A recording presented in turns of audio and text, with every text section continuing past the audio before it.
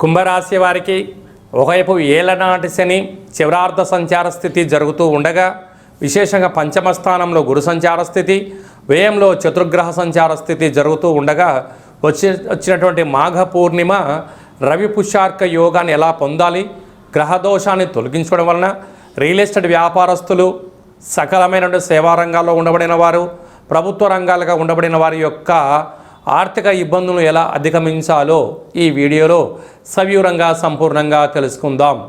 కుంభరాశిలో ఏ నక్షత్రాలు వస్తారుగా? ధనిష్ఠా నక్షత్రంలోని 3వ పాదం, 4వ పాదం, శతభిష నక్షత్రంలోని 4 పాదాలు, పూర్వభాద్ర నక్షత్రంలోని 1, 2, 3 పాదాలు కలిపితే కుంభరాశి. రాశాధిపతి శని భగవానుడు. వీరికి రాశిలోనే రాహు సంచార స్థితి ఉండడం వలన, అంటే వీరికి ఆకలి ఎక్కువ, ఆవేశం ఎక్కువ, ఆలోచన ఎక్కువ, అనంత సంపద కోట్ల రూపాయల్లో రావాలి అనే స్వభావం కలిగి ఉంటుంది.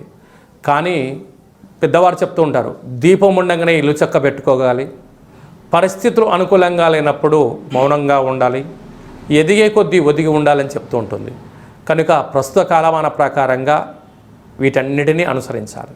2వ స్థానంలో ధనవాకు కుటుంబ స్థానంలో శని భగవానుడు జలరాశిలో ఉండడం వలన వీరి యొక్క ఆలోచనలు ఊహాతీతం.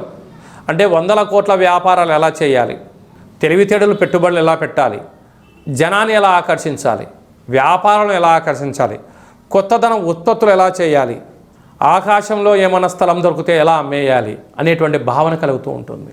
అంటే ఈ మధ్యకాలంలో మనం ఎలా చూస్తుంటాం, చంద్రమండలంలో స్థలాన్ని అమ్ముతాం, సముద్రపు గర్భంలో ఉండబడినటువంటి నిధి నిక్షేపాలను ఎలా బయటికి తీయాలి, అనగా సముద్రంలో ఏముంటాయి, చేపలు ఉంటాయి, రొయ్యలు ఉంటాయి, చాలా సంపద ఉంటుంది.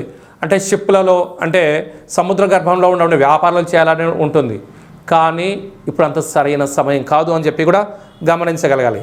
సంతాన స్థానంలో దేవగురు బృహస్పతి మిథున రాశిలో సంచారం చేయడం వలన పిల్లలు, నూతనంగా వివాహమైన వారికి పుత్రిక సంతాన యోగ్యత, ఐశ్వర్యము, ఆనందము, పిల్లల యొక్క భవిష్యత్తులలో మీరు ఉన్నతమైన ఆహ్లాదకరమైన జీవితాన్ని పొందగలుగుతుంటారు.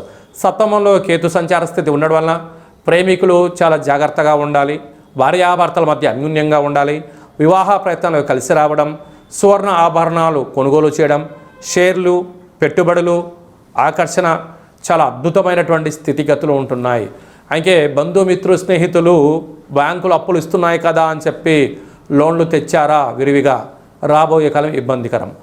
అడుగుతున్నారు కదా అని చెప్పి మీ యొక్క విలువైన సమయాన్ని, ధనాన్ని ఇచ్చారా, తిరిగి రాకపోగా పోలీస్ స్టేషన్, కోర్టు మెట్లెక్కే పరిస్థితి చాలా అధికంగా ఉంటుందని చెప్పి జ్యోతిర్విజ్ఞానం తెలియజేస్తుంది.